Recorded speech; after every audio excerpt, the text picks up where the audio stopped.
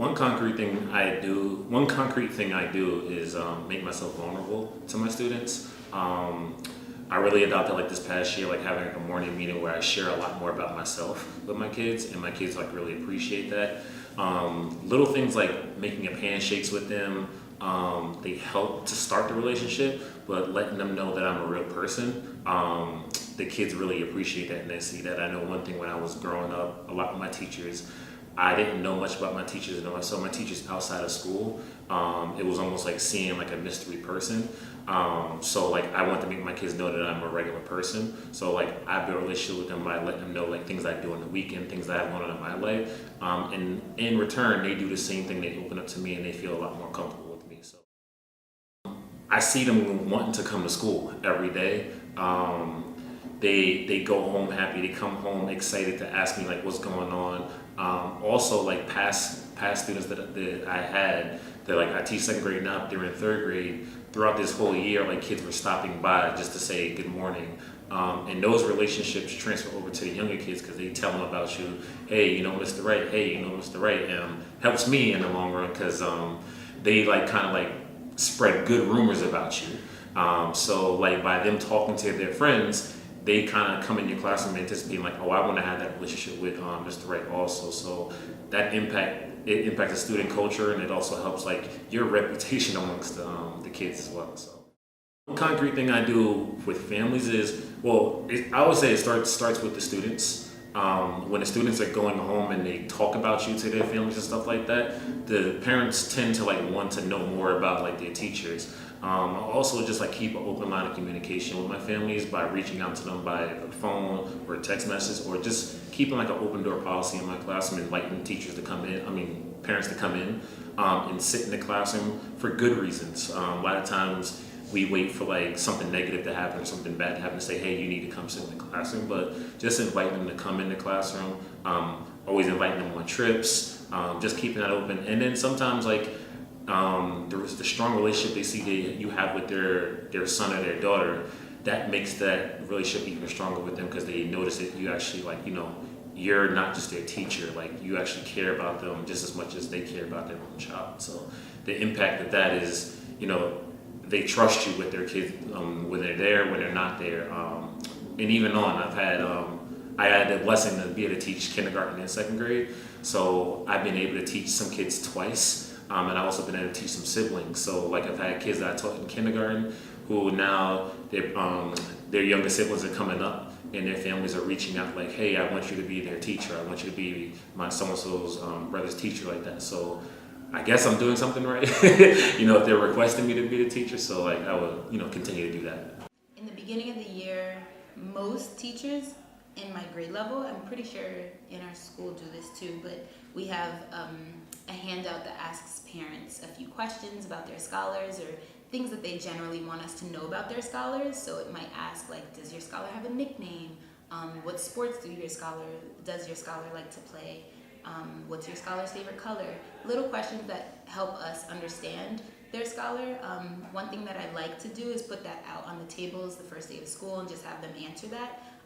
But I also like using that as a follow-up. So when the kids come the first week of school, it's really nice to be able to be like, hey, I know you're Caleb, but your mom says that your nickname is Buggy. Is it cool if we call you Buggy in class? And they're just like, yes or no, depending on them. But starting that initial, having the initial like what questions about kids also helps building a relationship with the parents, because then I can always go back to that as a parent. Like, I know you said that Caleb really enjoys doing his homework after he eats dinner.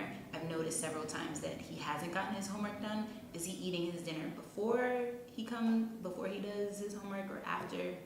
Has that routine changed? I think the number one thing I do is kind of open myself up to them knowing me. There's an authenticity to it, whether it be talking about my family or my wife, who actually worked in the building with me for a period of time. I think the biggest thing I would say is just opening up to them, letting them know who you are, what you're about, the things that you find to be important or not important, as the case may be. So yeah, this is my first year as the dean, so the families piece was super important. I think it's really very similar. Your kid is important to me. Here's why they're important to me. And then kind of understanding, I mean, in becoming a parent, that bond, right? I mean, this is their kid, and they take it very seriously. And not that we don't take it seriously, but this is their kid. I think giving them that understanding that we value their kid as if they were our own, and kind of being honest. I think that in some circumstances, especially in my role, we need to sometimes deliver positive news, and then in other times we have to deliver less positive news. And it's important to kind of give them both. I listen. I think it's important to listen. Whether a parent is happy, whether a parent is upset, whether they want more for their student, listen. The first thing I would always do is say, well, what do you need? What do you want from me? What is the end result that you're looking for? And then you try to find the things that you could put in place to help them get there.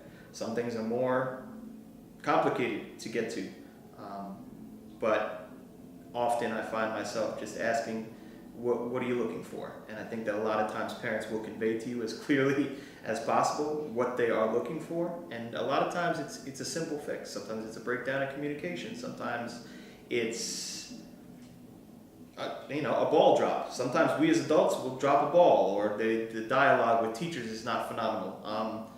And we just find a way to make it better. So with families, you really, again, want to kind of create like some type of pact. We're on the same team, and that's really the one message that I want to get across to all of my families. Like, I am on team your son or team your daughter. It's just that way. And so I'm going to do whatever it takes to ensure that they are meeting their goals weekly, monthly, for the year, and really trying to make sure that the parents just really understand that message. So if I call because of a behavioral issue, I'm always going to follow up that phone call with either a snapshot or another phone call with a positive message as well. Just because you don't want to be the type of teacher you only hear, when things, go haywire in the classroom, and not necessarily touch base with parents when there's so many positive things that you see in the classroom with specific children. So just making sure that they understand that, I'm on the same team as you, and we really want to work together for the same goal, and that's to get your scholar to college, to and through. I've been at KIPP for 3 years now. So the first class that I have is in the 7th grade. And I think just one of the impacts is just, again, just having those life lessons, and like really teaching them the life lessons within the classroom. Skills are important, yes they are, but at the same time I feel like I'm just another voice to, continue to push them to go to college. I'm just another voice to, make good decisions in school and out of school. I hope I'm just another voice to get them to find their passion, what they love to do, so that way they can create and make that into their career, hopefully in the future. So I don't know whether or not I've had that much of an impact yet, because my kids are only in 7th grade. So I'm just hoping that, in the future, once they get to college, I can continue to hold on to those relationships, because I think that's really important too. One thing I do to build relationships with students is that at the beginning of the year, I always talk to my students, and I get to know at least the name of one sibling, or if they don't have a sibling, a cousin of every single student in my class. So there's 28 kids in my class, so I get to know at least one other person at home with them other than a parent or a guardian. And then what I do is during lessons, I will bring in the name of those students. And a lot of times the students either go to our school, so I might know them, or they come with a parent at pickup, so that's even better when I know the student, the sibling. But I will just bring it up in lessons. So in a lesson I might say, this is a really challenging math problem, like a 3rd grade math problem, like Sanaa. She has a 3rd grade brother, his name is Nasir. And every time I do that, students just like light up, and they're always so happy, and I see like that connection. Or I might say, this is like the life cycle of a pumpkin, and right at the beginning of the pumpkin's life cycle, they're a baby. I know that Lariah has a baby sister at home, and then sometimes we do like this is the Me Too symbol. Oh, who else has a baby at home? And they like love it. And then I've also seen that that's a way to build relationships between students, because sometimes when they're talking with each other, they'll talk about the sibling by name, something that I might have brought up in a lesson. So that's one way that I build relationships with students. And Rajan was pretty amazing because couldn't quite figure him out for the first few weeks of school, like what made him tick.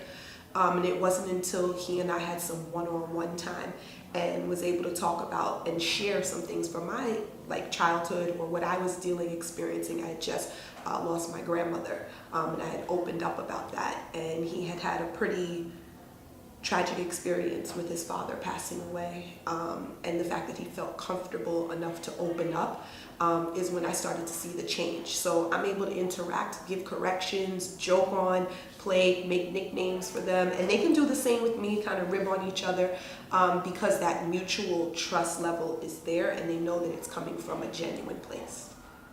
Don't think of building relationships as this huge thing. It's not that big. It's a big deal, but it doesn't have to be taking them out on cruises, building log cabins. It doesn't have to be that. Small, micro moments. Every single moment in the classroom and outside of the classroom, if you're using your time wisely and creating micro moments of getting to know one another, everything else will fall into place. If you want to add those things on later on, totally fine, but it should be contingent upon the various relationships that you have with the families and with the students. And you don't want to have to be reinventing the wheel either. There are parent surveys or family surveys that can help you to do those things, to lay the initial groundwork. But one thing is, keep your promise and your promises. Whatever you say that you're going to do, you must follow through. Someone told me that, actually my mom, she's retired now, 30 years in the game of teaching. Keep your promises to kids and to families, and that will pay off. Cool, done. One concrete thing that I do to build relationships with students is I like to get into their world. And so what that means is I ask tons of questions about what is it they like to do, what did they do last night, what games do they like to play, what music do they like to play. I like to get into their world, so therefore they know that I am interested in who they are as people, and not about just like my end outcome, which is do what I ask you to do to grow your brain. But kids need to know that you see them for who they are. Kids learn the best from people who they know care about them. And so the reason why I do those things in the beginning of the year as I get to know all my students is because I need them to know that I care about them. And so when those tough moments come in, I leverage my relationship with them. I like to bring it back to, I know who you are, I know what you're capable of. And so that's where sometimes some of our kids that we love the most, why I enjoy working with them, because they know that I love them. And so usually when I'm able to come in, I leverage that relationship to get what it is that they need to do as well. Parents specifically want to know, do you care just about the end goal, which is, did my kid come to school? Did they complete their homework? They want to know, do you truly care about me as a person? And so the impact of that is you have families that just walk into the building and they'll just start talking to you, not just about like, oh, this is what Johnny did yesterday, but they're literally talking about the weekend, like how it was. They're talking about going to church or what they're struggling with or what they were successful in. So to me, I'm very clear with why I want to get to know my families. You know, it wasn't that, hey, I'm here to tell you what to do and you have to do it and follow my rules. It just was like, okay, this is where you are. Where do you want to be? How can we get there? What do you need from me in order for you to be able to stay in class or handle your business or meet your goals? What incentives and, different things. What do you like to do? Oh, you like to listen to music while you work? Okay. You feel more comfortable reading out loud to me? Perfect. So once we got through those things and those ideas, Kamari met his reading goal. He could stay in class and not get put out, not throw a tantrum. Even when he was in the 8th grade, you know, he would have situations where it wasn't his best day, and they'll say, Miss Samwabi, can we send Kamari up to you? Yep, he'll come in, you know the drill, he has his laptop, he has his work, and he's getting it done. And it's just, we came to that was a point that we grew into. It wasn't always that way, but being open and allowing him to be himself and, you know, getting to know him, we were able to get where we are. And he really loves me, even if he doesn't say it. And he's gonna miss me when he's at NCA, even though he won't admit it. I'm just consistent with them. So I'm always reaching out. I'm always responding. I'm always showing up to basketball games or football games or cheerleading events or planning a trip to the mall. So I guess the parents are more so comfortable. It's like, okay, she really cares about my child, even when she's not their science teacher, even when it's not in the classroom. I'm waking up at the crack of dawn on a Saturday to make this football game, because if I don't, I won't hear the end of it. So I think, you know, that right there lets the parents know that it's genuine and she really cares about my child and I can trust her with my child. One thing that I do to build relationship with my scholars is I will try to have scholars come upstairs for lunch brunch, or at the end of the day when it's relaxed, you know, most of the scholars are gone, and I'll try to get to know them, try to talk to them, we'll converse, ask them what are some things that they like to do, and then I'll see if I like to do it now or if I used to do it when I was a child, and we then see what was the similarities and differences between us, and that shows. Once I do that, then they're able to see and get to know me as an individual, and I try to get to know them as an individual and not just the whole class of 28 kids. And they like to know that. So once I get to know them, I'll use their name or some things that they like to do in word problems or within tech study, and they're excited because that shows that I was listening to them, and they feed off of that. Then that's when they enjoy the lesson. And I think that because my children are KIPP students or have been KIPP students, and I've worked there for so long, and again, I'm from the community, that I don't make a conscious decision on building relationships. It's just what I do. It's because what we do for me here is personal. Again, there's no disconnect. Like, I think the biggest thing for me is there's no disconnect from what we do in school, then the impact it makes on the community and the impact it makes on the kids. Like, there's no disconnect. It's not just my job. Like, it's a necessity for the children. So that's my advice is, 1, be genuine. 2, make sure you don't come in with the attitude of, or the feeling of, I have to save these poor children, right? Make sure that you're coming in here with the idea of education is a big piece of their life. It impacts the success they will have. And so when you are relating to the children, you're not relating to them in a way that you want to save them. You actually respect the culture that you're coming into. You have knowledge of the culture that you're coming into, and be genuine. And I know I keep repeating that, but the children can smell it when you're not genuine. They can smell it, and you also can't come in here fearful of the children. Because if you're fearful, 1, that means you don't know the culture in which you're coming, and 2, that's not really beneficial for our children. Our children deal with that enough in society. We don't need our teachers to come in here with that same feeling. So you have to be genuine. You don't have to say, oh, I love everyone, because I don't love everyone. But be open to new experiences and know that you're going to get challenged. Just know that you are going to get challenged and be okay with that. So, does that make sense?